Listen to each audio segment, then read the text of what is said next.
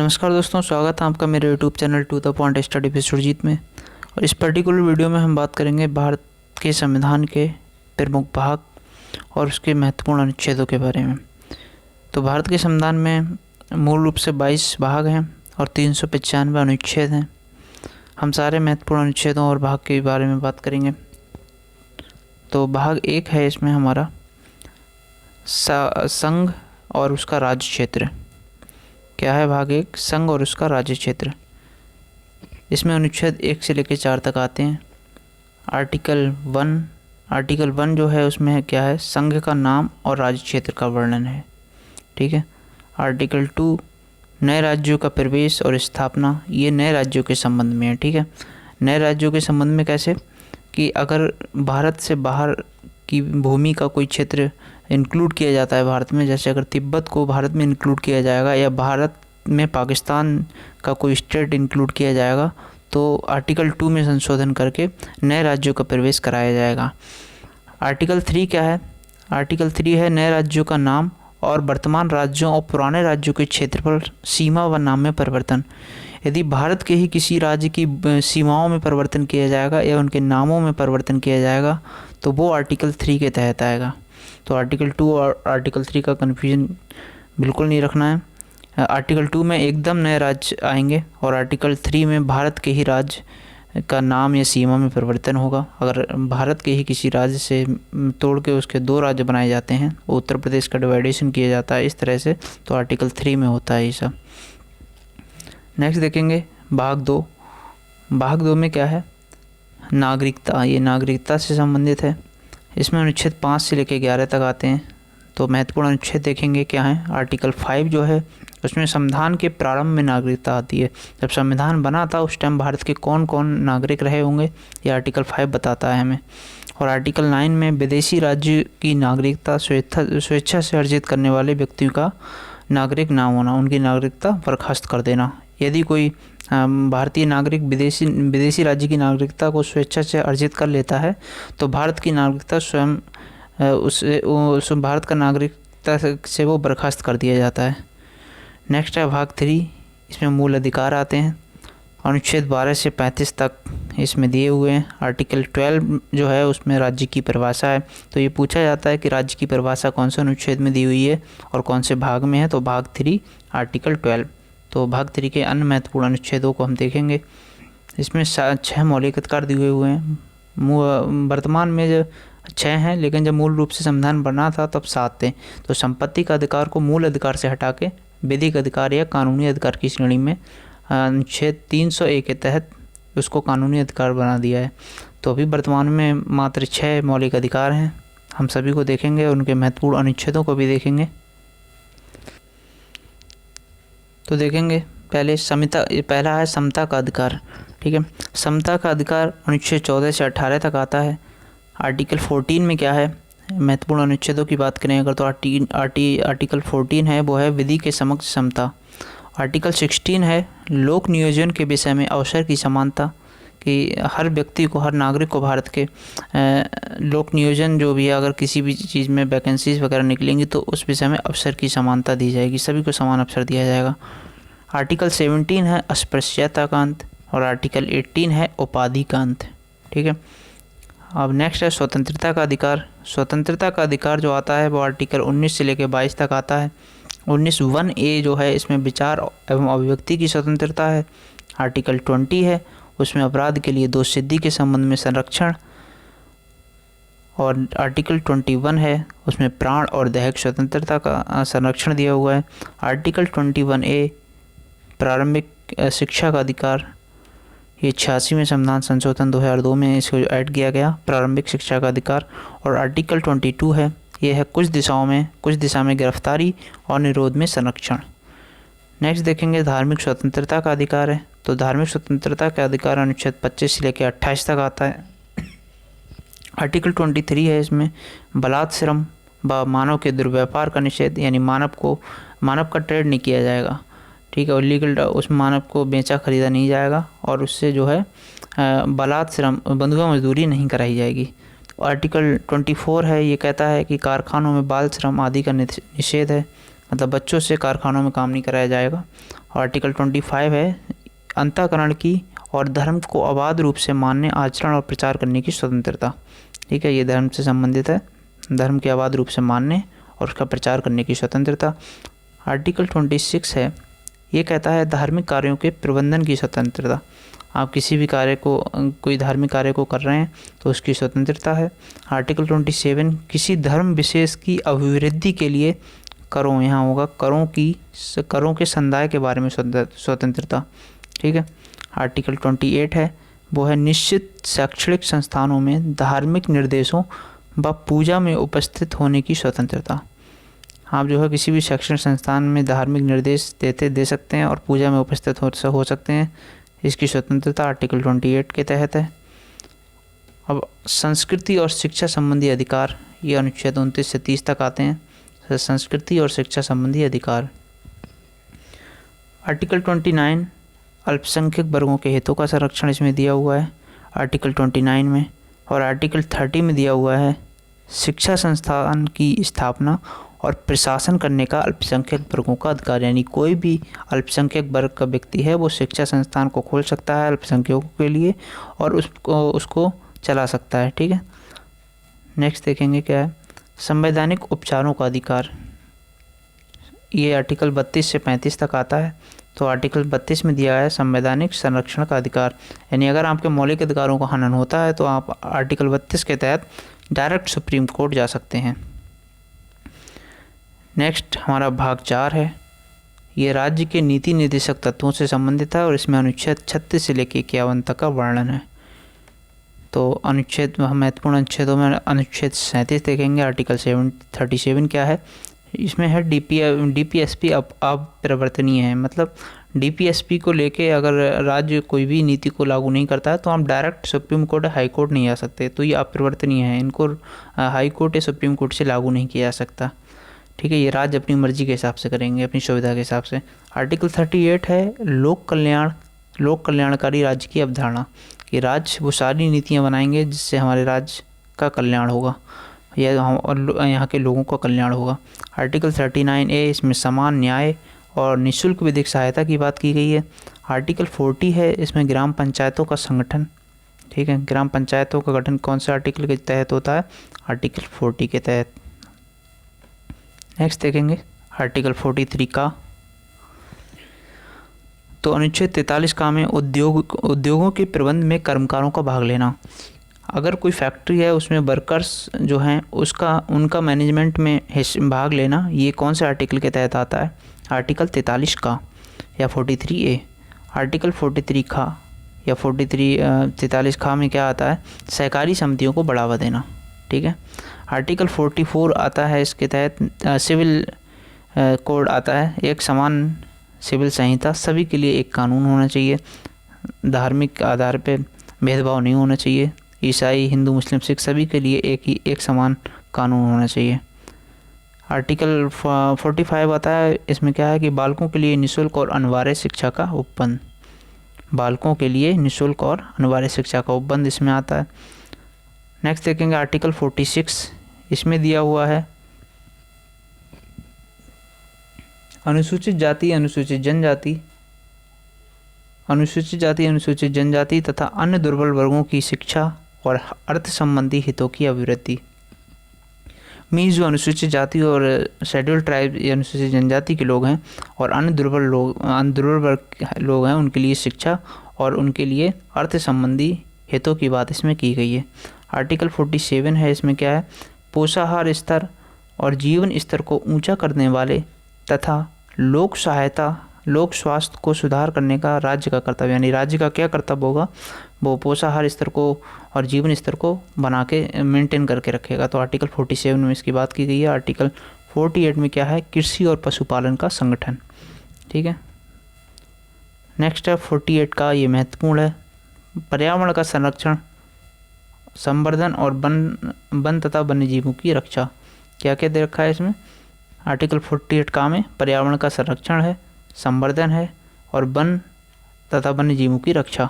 Article 49 में दे रखा है राष्ट्रीय महत्व के संस्मारकों, स्थानों और वस्तुओं का संरक्षण। नेक्स्ट आर्टिकल 50 में क्या है, कार्यपालिका से न्यायपालिका का पृथक्करण, कार्यपालिका और न्यायपालिका का पृथक्करण किस में दे रखा है 50, यानी दोनों के अलग अलग शक्तियों का इसमें यह है कि कार्यपालिका न्यायपालिका में न्यायपालिका का काम नहीं करेगी और न्यायपालिका का कार्यपालिका का काम नहीं करेगी, मतलब शक्तियों का 50-50 बंटवारा, ऐसे याद रखो आर्टिकल 50 से। और आर्टिकल 51 में क्या दे रखा है, अंतर्राष्ट्रीय शांति और सुरक्षा की अभिवृद्धि, ये महत्वपूर्ण है दोनों आर्टिकल। आर्टिकल 50 है कार्यपालिका से न्यायपालिका का पृथक्करण, और आर्टिकल 51 है अंतर्राष्ट्रीय शांति और सुरक्षा की अभिवृद्धि, और आर्टिकल 48 का में दे रखा है पर्यावरण का संरक्षण, संवर्धन और वन तथा वन्य जीवों की रक्षा। नेक्स्ट हमारा क्या है, भाग 4 का, इसमें मौलिक कर्तव्य आते हैं और अनुच्छेद 5 का इसमें दिए हुए हैं। तो ये मौलिक कर्तव्य एक बार देख लेंगे, सारे के सारे किसी भी बुक से इसमें उसमें दे रखे हैं मौलिक कर्तव्य। नेक्स्ट है भाग 5, इसमें आता है संघ, और अनुच्छेद 52 से लेके 151 तक इसमें बात की गई है। तो देखेंगे भाग 5 के अनुच्छेद कौन कौन से हैं, महत्वपूर्ण अनुच्छेद हैं सारे। तो आर्टिकल 52 इस भारत के राष्ट्रपति होंगे, ये आर्टिकल 52 में आता है, भारत के राष्ट्रपति से संबंधित। आर्टिकल 53 में संघ की कार्यपालिका शक्ति का वर्णन है। आर्टिकल 54 में राष्ट्रपति का निर्वाचन, आर्टिकल 55 में राष्ट्रपति के निर्वाचन की रीति, और आर्टिकल 56 में क्या है, राष्ट्रपति की पदावधि। ठीक है। आर्टिकल 57 में पुनर्निर्वाचन के लिए पात्रता, राष्ट्रपति को दोबारा भी निर्वाचित किया जा सकता है, तो उनकी पुनर्निर्वाचन के लिए पात्रता आर्टिकल 57। और आर्टिकल 60 में है राष्ट्रपति के द्वारा शपथ प्रतिज्ञान, और राष्ट्रपति की शपथ किस में, आर्टिकल 60 में। और आर्टिकल 61 में राष्ट्रपति पर महाभियोग चलाने की प्रक्रिया। ठीक है, तो ये राष्ट्रपति से संबंधित महत्वपूर्ण अनुच्छेद हो गए। आर्टिकल 63 में क्या है, भारत का उपराष्ट्रपति। एक ट्रिक याद रखेंगे, उसका नाम है, नाम लिखता हूँ मैं, प्रेपानितिका। क्या है, ट्रिक है प्रेपानितिका। ये ट्रिक याद रखेंगे, इसमें सारे अनुच्छेद राष्ट्रपति के कवर हो जाएंगे। कैसे, जैसे प्रे से मतलब है आर्टिकल 52 से राष्ट्रपति स्टार्ट होता है ना, तो प्रे मीन्स प्रेसिडेंट, आर्टिकल 52 से स्टार्ट करेंगे हम, प्रेसिडेंट, फिर पा से पावर, और नी से निर्वाचन या नियुक्ति, 54 हो गया ये, और 55 है तरीके, और 56 है का कार्यकाल। तो प्रेपानितिका 52, 53, 54, 55, 56 तक ये आर्टिकल दिए हुए हैं। प्रेसिडेंट, पावर, निर्वाचन या नियुक्ति, तरीके, उनको मतलब नियुक्त करने की तरीका जो होगा, और कार्यकाल। ठीक है, तो ये ट्रिक याद रखेंगे, इससे राष्ट्रपति के सारे अनुच्छेद राष्ट्रपति के सारे अनुच्छेद इसमें याद हो जाएंगे। Article 52 president, article 53 power, article 54 नियुक्ति, आर्टिकल 55 तरीके नियुक्त करने के, और आर्टिकल 56 में उसका दे रखा है कार्यकाल। ठीक है, अब नेक्स्ट है आर्टिकल 63, ये भारत का राष्ट्रपति से संबंधित है। और आर्टिकल 64 उपराष्ट्रपति का राज्यसभा का पदेन सभापति होना, जो उपराष्ट्रपति होगा वो राज्यसभा का पदेन सभापति होगा, आर्टिकल 64 में दे रखा है ये। और आर्टिकल 66 में क्या दे रखा है, आर्टिकल 66 में उपराष्ट्रपति का निर्वाचन, आर्टिकल 71 में राष्ट्रपति या उपराष्ट्रपति का चुनाव विवाद, आर्टिकल 72 में राष्ट्रपति की क्षमादान की शक्ति, ये इम्पोर्टेंट है, राष्ट्रपति की क्षमादान की शक्ति, आर्टिकल 72 में। और आर्टिकल 76 में भारत का महान्यायवादी दे रखे हैं। ठीक है, नेक्स्ट देखेंगे, ये आर्टिकल 76 भी इम्पोर्टेंट है। आर्टिकल 79 इसमें संसद का गठन, आर्टिकल 80 इसमें राज्यसभा की संरचना, आर्टिकल 81 इसमें लोकसभा की संरचना। तो ये 3 आर्टिकल हैं, 78 79 78 है, 79 है, और 79 80 और 81। तो इसकी ट्रिक है सरला, ऐसे याद रखो। तो स फॉर संसद, र फॉर राज्यसभा, और ल फॉर लोकसभा। तो 79 80 और 81 ये तीनों आर्टिकल होगा इसमें। अब नेक्स्ट है 82 में प्रत्येक जनगणना के पश्चात पुनः समायोजन, यानी इसमें परिसीमन आयोग का जो गठन किया जाता है जनगणना के लिए हर 10 साल पे, तो वो आर्टिकल 82 के तहत। उसका गठन किया जाएगा। आर्टिकल 87 में राष्ट्रपति का विशेष अभिभाषण है। सत्र के स्टार्टिंग में और सत्र के एंड में जो राष्ट्रपति का अभिभाषण होता है वो आर्टिकल 87 के तहत होता है। आर्टिकल 89 में क्या है, राज्यसभा का सभापति और उपसभापति। ठीक है, तो आर्टिकल 89 में राज्यसभा का सभापति उपसभापति हो गया। आर्टिकल 93 में लोकसभा की बात है, तो इसमें लोकसभा के अध्यक्ष और उपाध्यक्ष हैं। और आर्टिकल 108 मोस्ट इम्पोर्टेंट है, ये संयुक्त बैठक का प्रावधान किया गया है इसमें, आर्टिकल 108 में। और आर्टिकल 1110 ये भी इम्पोर्टेंट है, इसमें धन विधेयक की परिभाषा दी गई है, या धन विधेयक से संबंधित आर्टिकल 1110 110। नेक्स्ट है आर्टिकल 111 111, आर्टिकल 111। तो आर्टिकल 111 ये विधेयक पर अनुमति, और आर्टिकल 112 ये विधेयक पर अनुमति है, मतलब राष्ट्रपति जो अनुमति देगा वो आर्टिकल 111 के तहत देता है। और आर्टिकल 112 ये वार्षिक वित्तीय विवरण इसमें दे रखा है, यानी बजट किस में है, आर्टिकल 112 में।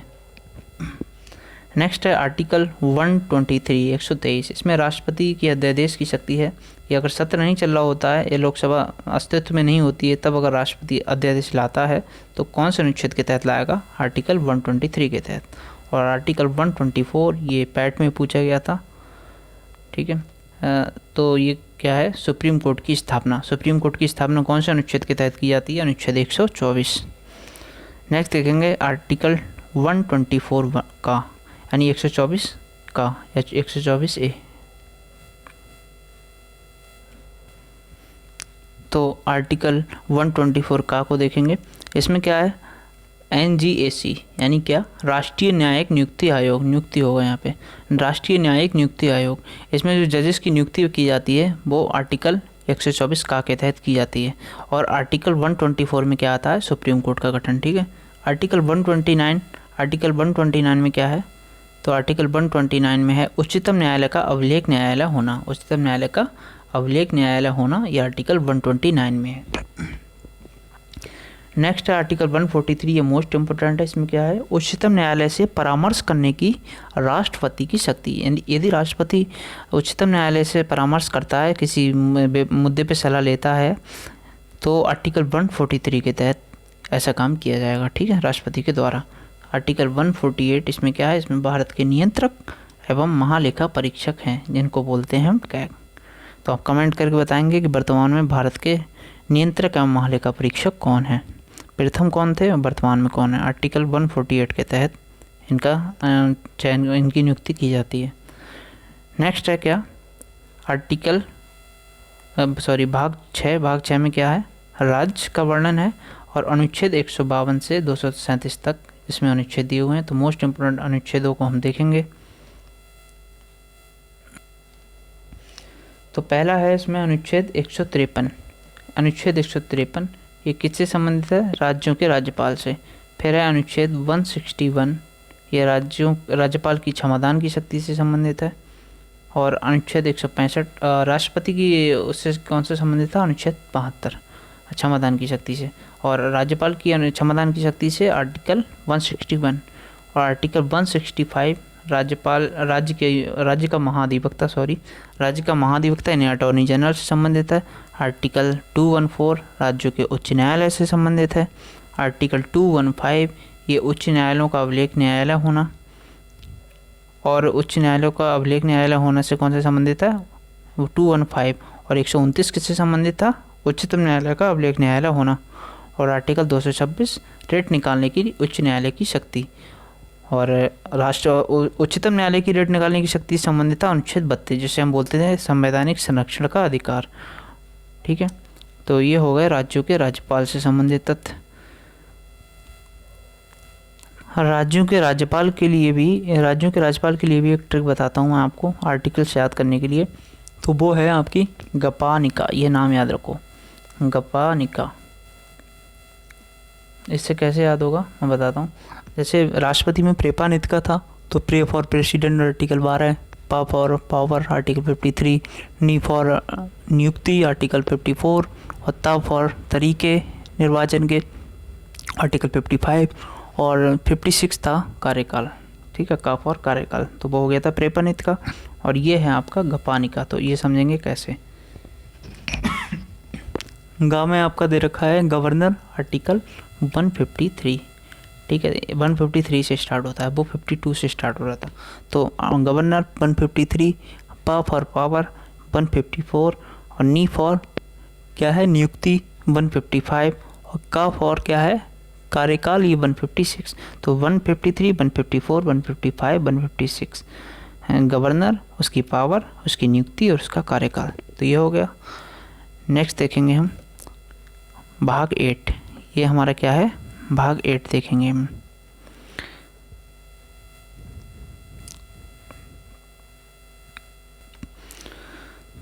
तो भाग 8 में है संघ राज क्षेत्र। अनुच्छेद 239 से 242 तक हैं। तो महत्वपूर्ण अनुच्छेद इसमें एक ही है, आर्टिकल 23 ए या का। तो दिल्ली के संबंध में विशेष उपबंध इसमें दिए हुए हैं। पूछ सकता है, पूछा गया है दिल्ली के संबंध में विशेष उपबंध किस में है, तो आर्टिकल 23 का भाग 8 संघ राज्य क्षेत्र के अंतर्गत, ठीक है। नेक्स्ट देखेंगे। नेक्स्ट हमारा भाग 9 पंचायत। अनुच्छेद 243 से लेकर 243 ओ या 243 अड़ा तक इसमें अनुच्छेद आते हैं। तो पंचायत के संबंधित महत्वपूर्ण आर्टिकल्स देखेंगे।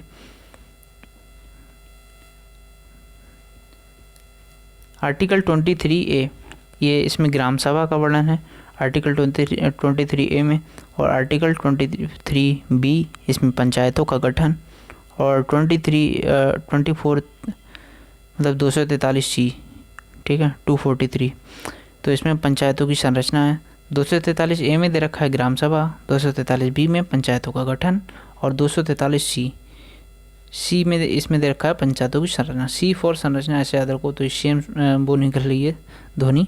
तो 243C और संरचना, ठीक है, B से गठन, और 243A में ग्राम सभा।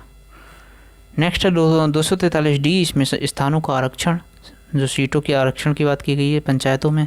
और 243I तो पंचायतों के लिए वित्त आयोग का गठन, ये इम्पोर्टेंट है। 243I पंचायतों के लिए वित्त आयोग का गठन। 243O इसमें निर्वाचन संबंधी मामलों में न्यायालय का हस्तक्षेप नहीं करना, न्यायालय का हस्तक्षेप वर्जन।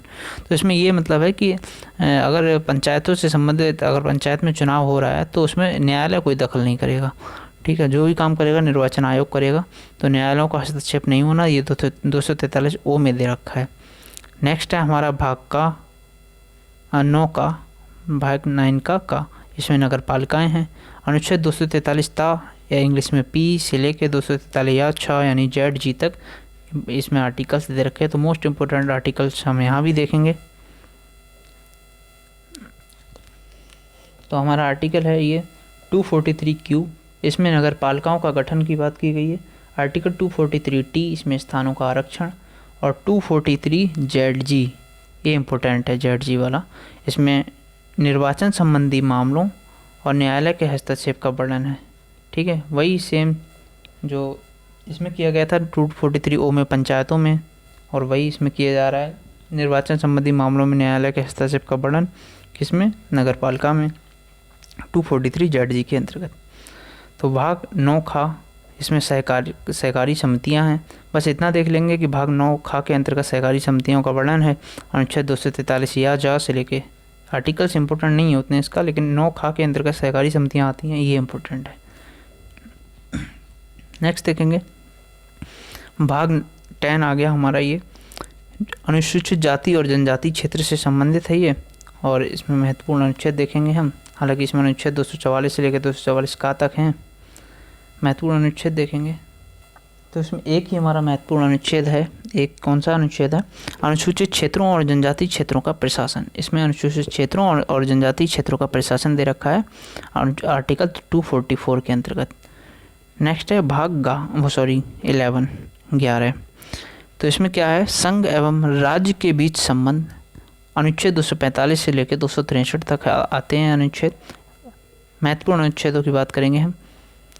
तो महत्वपूर्ण अनुच्छेद कौन कौन से हैं, आर्टिकल 249 में दे रखा है राज्य सूची के विषय के संबंध में राष्ट्रीय हित के विधि बनाने की शक्ति। क्या कि राज्य सूची के विषय के से संबंधित राष्ट्र हित में संसद कानून बना सकती है। अगर वो राष्ट्र हित का कोई मुद्दा है तब राज्य सूची के विषय में संसद कानून बना सकती है, आर्टिकल 249 के अंतर्गत। नेक्स्ट है आर्टिकल 253। इसमें क्या है, इसमें अंतर्राष्ट्रीय करारों को प्रभावी बनाने के लिए विधान की बात की गई है। जैसे सपोज हम यूएन के साथ कोई संधि करते हैं, ठीक है, तो उस संधि को लागू करने के लिए अगर कोई कानून बनाया जा सकता है इंडिया के पक्ष में, जैसे ये पर्यावरण से संबंधित कोई कानून बनाना हो हमको अंतर्राष्ट्रीय लेवल का, तो आर्टिकल 253 के अंदर हम अपने भारतीय संविधान में उसके 253 के अंतर्गत करते हैं ऐसा काम। तो आर्टिकल 262 के अंतर्गत क्या है, अंतर्राज्यीय गलत लिखा हुआ है ये, अंतर्राज्यीय नदी जल विवाद, अंतर्राज्यीय नदी जल विवाद अनुच्छेद 262 के अंतर्गत आता है। डायरेक्ट याद कर लीजिए, ऐसे ही पूछा जाता है। नेक्स्ट है भाग हमारा 12। इसमें वित्त, संपत्ति, संविदाएं और बाद ये आता है भाग 12 में। वित्त, संपत्ति, संविदाएं और बाद अनुच्छेद 264 से लेकर 300 का तक इसमें वर्णन है। महत्वपूर्ण अनुच्छेद देखेंगे हम, तो महत्वपूर्ण अनुच्छेद है हमारा कौन सा है, आर्टिकल 266। इसमें संचित निधि आती है आर्टिकल 266 में। आर्टिकल 267 में क्या है, आकस्मिक निधि, और 279A में है जीएसटी परिषद। जीएसटी का वर्णन है आर्टिकल 279A में। 266 में है संचित निधि और 267 में है आकस्मिक निधि, ठीक है। नेक्स्ट है अनुच्छेद 280। इसमें वित्त आयोग आता है। अनुच्छेद 292, इसमें भारत सरकार के द्वारा उधार लेना। अगर भारत सरकार किसी से उधार लेती है, किसी राज्य सरकार से ही या फिर आरबीआई से, तो अनुच्छेद 292 के तहत लेती है। और आर्टिकल 300A ये संपत्ति का अधिकार इसमें आता है, जो कि मौलिक अधिकार था पहले, अब इसको 300A के अंतर्गत संपत्ति के अधिकार को कानूनी अधिकार या विधिक अधिकार बना दिया। 280 आर्टिकल ये वित्त आयोग का है, इसमें ये इम्पोर्टेंट है। अब हमारा है भाग 13। ये भारत के राज्य क्षेत्र के भीतर व्यापार, वाणिज्य और समागम इसमें आता है, ठीक है। भारत के राज्य क्षेत्र के भीतर व्यापार, वाणिज्य और समागम भाग 13 के अंतर्गत है। अनुच्छेद 301 से लेकर 307 तक इसमें आते हैं। इसमें कोई महत्वपूर्ण इम्पोर्टेंट आर्टिकल नहीं है इतना, तो हमने वहाँ डिस्कस नहीं किया है, हम सिर्फ इम्पोर्टेंट आर्टिकल डिस्कस कर रहे हैं। भाग 14 इसके अंतर्गत संघ और राज्यों के अधीन सेवाएं, अनुच्छेद 308 से 323 तक आता है। तो अनुच्छेद 311 इसमें महत्वपूर्ण है। अनुच्छेद 311 में क्या है, संघ या राज्य के अधीन सिविल हैसियत में नियोजित व्यक्ति अगर कोई है, उसका पदच्युत किया जाना और पद से हटाया जाना या पंक्ति में अवनीत किया जाना, ठीक है, अनुच्छेद 311 के अंतर्गत आता है। सिविल सेवक जो चयन होते हैं उनको आर्टिकल 311 के तहत क्या है कि अगर सिविल हैसियत में कोई व्यक्ति है तो उनको पद दिया जाता है या पद से हटाया जाता है या डिमोशन उनका किया जाता है, वो आर्टिकल 311 के तहत होगा। आर्टिकल 312 में अखिल भारतीय सेवाएं हैं और आर्टिकल 315 में संघ और राज्यों के लोक सेवाओं का वर्णन है, आर्टिकल 315 में। नेक्स्ट है भाग 14 का, इसमें ट्रिब्यूनल की बात की गई है यानी अधिकरण, और अनुच्छेद 323 का से लेकर 323 खा तक इसमें आते हैं।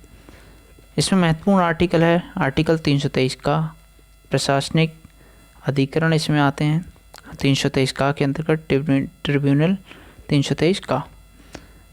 नेक्स्ट हमारा भाग है भाग 15। भाग 15 के अंतर्गत क्या क्या आता है, इसमें निर्वाचन की बात की गई है। जो निर्वाचन आयोग आता है वो भाग 15 के अंतर्गत आता है। और अनुच्छेद 324 से लेकर 329 तक इसमें महत्वपूर्ण अनुच्छेद हम देखेंगे। तो हमारा पहला ही महत्वपूर्ण अनुच्छेद है 324, इसमें निर्वाचन आयोग का गठन किया जाएगा, और 326 में वोट डालने का अधिकार है। तो हमारा वोट देने का अधिकार किसी में आता है, आर्टिकल 326 के अंतर्गत, और जो निर्वाचन आयोग होता है वो आर्टिकल 324 के अंतर्गत आता है। नेक्स्ट देखेंगे भाग 16 है, कुछ वर्गों के संबंध में विशेष उपबंध, ये अनुच्छेद 330 से लेकर 342 तक आता है। तो अनुच्छेद 330 में क्या है, लोकसभा में अनुसूचित जातियों, अनुसूचित जनजातियों के लिए स्थानों का आरक्षण। लोकसभा में जो सीटों का आरक्षण किया गया है एससी और एसटीज़ के लिए, वो आर्टिकल 330 के अंतर्गत है। और विधानसभा में सेम काम किया गया है एससी और एसटीज़ के लिए, वो 332 के अंतर्गत है, ठीक है, यानी +2 करके विधानसभा में 330 में लोकसभा और 332 में राज्यसभा में एससी और एसटी के लिए स्थानों का आरक्षण। और अनुच्छेद 331 में वहीं लोकसभा में आंग्ल भारतीय समुदायों का प्रतिनिधित्व है, जो कि अब कैंसिल कर दिया गया है। लोकसभा में अब ना कि लोकसभा में भी और राज्यसभा में भी, लोकसभा में और विधानसभा में दोनों में अब आंग्ल भारतीय समुदायों का कोई प्रतिनिधित्व नहीं होगा। लेकिन जो पहले होता था वो अनुच्छेद 331 के अंतर्गत होता था, इसलिए इम्पोर्टेंट आर्टिकल है। अभी हाल ही में 105वें संविधान संशोधन के तहत इसमें ये चेंजेस लाए गए हैं, तो इसलिए आर्टिकल पूछ सकता है। आर्टिकल 331 लोकसभा में आंग्ल भारतीय समुदाय का प्रतिनिधित्व है, और आर्टिकल 333 में राज्यों के विधानसभाओं में आंग्ल भारतीय आर्टिकल 333 में राज्यों के विधानसभाओं में आंग्ल भारतीय समुदाय का प्रतिनिधित्व है। आर्टिकल 338 में राष्ट्रीय अनुसूचित आयोग यानी NCSC के बारे में वर्णन है, और आर्टिकल 338 का में NCST के बारे में वर्णन है, यानी राष्ट्रीय अनुसूचित जनजाति आयोग के बारे में। ठीक है, तो नेशनल काउंसिल फॉर SC के लिए है आर्टिकल 338, और NCST यानी राष्ट्रीय अनुसूचित जनजाति आयोग ये 338 का, और 338 खा यानी 338 बी ये राष्ट्रीय पिछड़ा वर्ग आयोग का गठन इसके अंतर्गत किया जाता है। और भाग 17 हमारा क्या है, ये इम्पोर्टेंट है, राजभाषा है। इसमें अनुच्छेद 343 से लेकर 351 तक राजभाषा के अनुच्छेद हैं, तो महत्वपूर्ण है ये 343। इसमें संघ की राजभाषा हिंदी होगी और लिपि देवनागरी होगी, इसकी चर्चा की गई है। ठीक है, अनुच्छेद 350 का ये प्राथमिक स्तर पर मातृभाषा में शिक्षा की सुविधाएं होंगी, तो 350 का के अंतर्गत आता है ये प्राथमिक स्तर पे मदर टंग जो है आपकी है मदर लैंग्वेज, उसमें शिक्षा की सुविधाएं दी जाएंगी, ये 350 का के अंतर्गत आता है। नेक्स्ट है भाग 18 आपात उपबंध, अनुच्छेद 352 से 367 तक। भाग 18 आपात उपबंध, अनुच्छेद 352 से 367 तक। तो आर्टिकल 352 राष्ट्रीय आपातकाल, आर्टिकल 356 राष्ट्रीय शासन, राष्ट्रपति शासन। राष्ट्रीय आपातकाल होगा 352 और राष्ट्रपति शासन होगा 356 के अंतर्गत। और आर्टिकल 360 वित्तीय आपातकाल। ये भी क्वेश्चन पूछा जाता है कि अभी तक कौन सा आपातकाल का यूज नहीं किया गया है, तो वित्तीय आपातकाल अभी तक भारत में नहीं लगा है, 360 के अंतर्गत आता है ये। नेक्स्ट है भाग 19 भाग 19। तो भाग 19 में है प्रकीर्ण, ये ज़्यादा इम्पोर्टेंट नहीं है बट फिर भी पूछ सकता है कि भाग प्रकीर्ण किस में है, तो भाग 19 में है। अनुच्छेद 361 से लेकर 367 तक इसमें अनुच्छेद आते हैं। भाग 20 है संविधान का संशोधन, इसमें अनुच्छेद 368 आता है और ये महत्वपूर्ण है। संविधान का संशोधन कौन से आर्टिकल के तहत किया जाता है, अनुच्छेद 368 के तहत। ये संविधान संशोधन कौन से भाग के अंतर्गत आता है, अनुच्छेद भाग 20 के अंतर्गत। नेक्स्ट है भाग 21 अस्थायी संक्रमणकालीन और विशेष उपबंध, इसमें दिए गए हैं। अनुच्छेद 369 से लेकर 392 तक इसमें आर्टिकल हैं। तो महत्वपूर्ण आर्टिकल की हम चर्चा करेंगे, देखते हैं कौन कौन से महत्वपूर्ण आर्टिकल हो सकते हैं। तो देखेंगे कौन से हैं। भाग 370 आर्टिकल 370 ही है पहला। आर्टिकल 370 इसमें जम्मू और कश्मीर राज्य के संबंध में अस्थायी उपबंध, ये जो कि निरस्त कर दिया गया है। ठीक है, इसमें जम्मू और कश्मीर राज्य के संबंध में इसको विशेष दर्जा दिया गया था अनुच्छेद 370 में। और तो अनुच्छेद 371 क्या है, ये महाराष्ट्र और गुजरात राज्य के संबंध में, महाराष्ट्र और गुजरात राज्य के संबंध में विशेष उपबंध की बात करता है। ठीक है, अनुच्छेद 371 ए में है नागालैंड राज्य के संबंध में विशेष उपबंध। अगर नागालैंड राज्य के संदर्भ में विशेष उपबंध की बात की जाती है तो वो किस में की जाती है, अनुच्छेद 371 ए में। और अनुच्छेद 371 बी के अंतर्गत आता है असम राज्य को विशेष राज्य का दर्जा मिला हुआ अनुच्छेद 371 बी के अंतर्गत। अनुच्छेद 371 सी मणिपुर, अनुच्छेद 371 डी आंध्र प्रदेश एवं तेलंगाना, और अनुच्छेद 371 ई भी इसी से संबंधित है कि आंध्र प्रदेश में केंद्रीय विश्वविद्यालय की स्थापना की जाएगी। किसके अंतर्गत, अनुच्छेद 371 ई के अंतर्गत। नेक्स्ट हम देखेंगे अनुच्छेद 371 एफ, ये सिक्किम से संबंधित है। अनुच्छेद 371 जी ये मिजोरम से संबंधित है। अनुच्छेद 371 एच ये अरुणाचल प्रदेश से संबंधित है। और अनुच्छेद 371 आई ये गोवा से संबंधित है। और 371 जे ये कर्नाटका से संबंधित है। ठीक है, 371 F हो गया सिक्किम से, 371 G हो गया मिज़ोरम से, H हो गया अरुणाचल प्रदेश से, I हो गया गोवा से और J हो गया कर्नाटक से। इस तरह अगर 3-4 बार या 2-3 बार रिपीट कर लेंगे हम तो हमें ऐसे याद हो जाएगा।